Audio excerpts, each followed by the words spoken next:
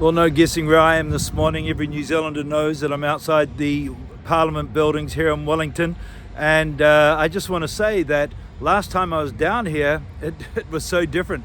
I was down here for the protest against the mandates, against the vaccine mandates. And I just thought it was so sad that so many great people were losing their jobs, be it nurses, teachers, the list goes on. So many people. I came down and interviewed a number of those people, and it was just so sad to hear their story. People couldn't pay their mortgages, couldn't feed their families. It was a horrendous time for New Zealand.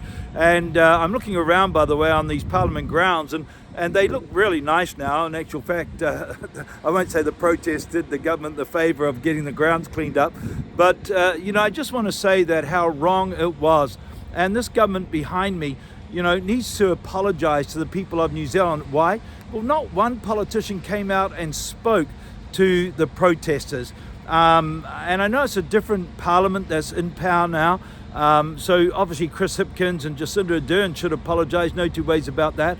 But Christopher Luxon wanted to vaccinate the whole country, and David Seymour wanted to take it door to door, least we forget.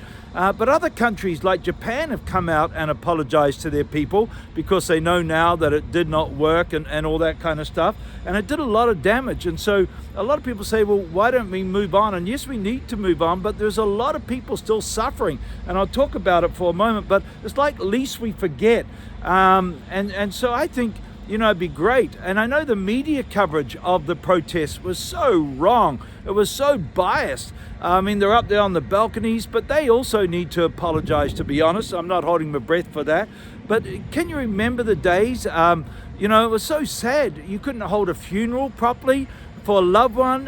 Weddings had to be cancelled, and you couldn't go and say goodbye to grandma or grandpa or whoever in an old people's home, even when they were dying. That was cruel. That was diabolical. And the lockdowns, when do you quarantine healthy people? I'm just asking. And the lockdowns caused so much damage, caused people to lose their business, caused suicides to go up, divorce to go up. There's been studies done. Don't tell me I'm wrong. There's been studies done that proven exactly what I'm saying is true. And, Anthony Fauci, who was responsible for a lot of it, of course, in America, he's doing backflips big time. And he's been caught lying. I've got the clips, and of course they play the clips on platforms like Fox and that. But, he's doing platforms. He said, nobody was forced to take the vaccine. And masks. He knows in his head now that masks never worked. And you still got people driving around in cars by themselves with masks on. Such was the fear and the control and the manipulation. And the 6-foot distancing, he's come out and said, well, that wasn't science. That was just a good idea, what we thought would work, And so it's crazy days. And even in relation to the mantra which went around the world about being safe and effective, Anthony Fauci himself has said, well, and he's on tape saying it, well, it wasn't as effective as we thought it was. Too late, I know it was an experimental thing, but, let's be honest. Children, they want to push it on children who were at zero risk of death of COVID. It was just sad and crazy. And on the label, most people weren't told the ramifications of it, and now they're being sued. Like states like Kansas is suing Pfizer and so forth, and people weren't told of the risk. But on the label, it's got this can cause heart inflammation and so forth. AstraZeneca has been withdrawn from the market. We know that. CDC has said that that even there on their stats, this vaccine has caused more deaths than all the other vaccines put together. It goes on. But ladies, I was watching Tucker Carlson talking to Fauci, and Fauci was admitting that it's caused problems with ladies and their cycles. And he said, yes, we're going to have to do some research into it. And Tucker said, well, too late now, just jabbed half the world, And so it's, the bottom line, I just say, look, I know there's a lot of rabbit holes people can go down, but the bottom line, and they had to change the name of the word vaccine because the vaccine should prevent you from getting something, and this didn't. And so the bottom line is it didn't actually work. And my research, I'm not a doctor, but I talked to a lot of people, is that people who actually took the jab actually got COVID worse than people who didn't take it. And they're getting long COVID and all that kind of stuff. I mean, there's a guy on TV on our news who got COVID 4 times and he's been jabbed 7 times or something ridiculous. I mean, it's just crazy. And so the truth is coming out around the world. No two ways about. I know there's studies. There's being a study done here. There's being a research being done here, an inquiry done here, and I hope the truth comes out. But I've got over 700 articles in relation to this whole scenario. I've done a lot of thinking about it, a lot of research on it, and I actually did a grand finale that's on the platform Rumble. It was in the days you couldn't speak about it on some of the platforms. You can now, because I know that that what I'm saying is true. And so my grand COVID finale, you want to watch that and check that out. But I just think that, there does need to be an apology from the government. And can I just say also from some pastors? I know pastors who not only segregate their congregations, but ask their staff to mandated them to get vaccinated. I mean, that is unbelievable and ridiculous and so sad. And, it should be a free choice.